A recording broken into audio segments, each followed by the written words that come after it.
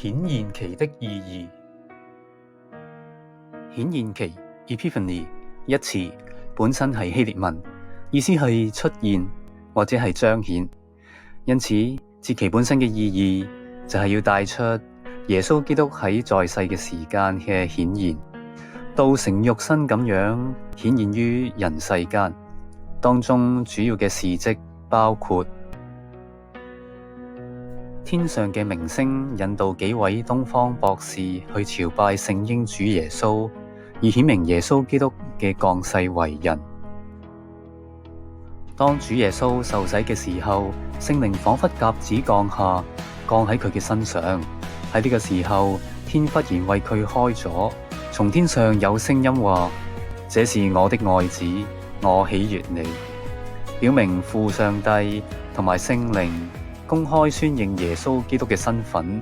確認佢將要開始於地上展開救贖嘅大功。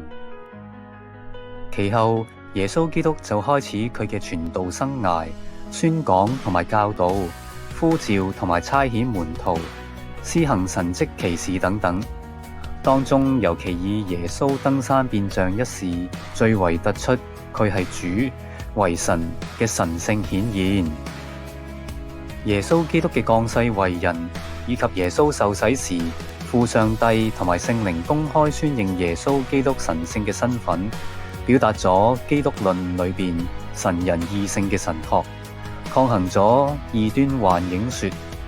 否認耶穌嘅人性，亞流主義否認耶穌基督嘅神性。教會喺第3世紀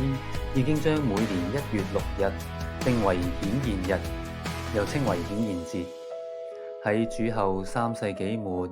北非亞歷山大港嘅基督徒已經將1月6日定為聖誕節。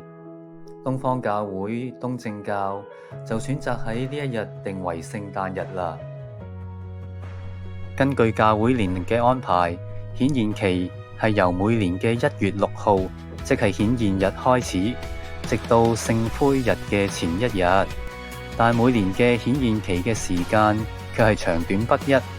換言之，顯現期共有多少個主日，就要視乎顯現日至到聖灰日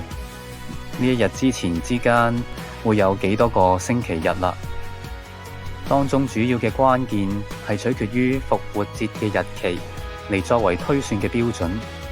舉個例子，如果復活節嘅日期係比較早嚟到，顯現期就有可能只係3個主日。相反，如果復活節嘅日期比較遲，呢個節期就會比較長啦，甚至可能會長達9個主日。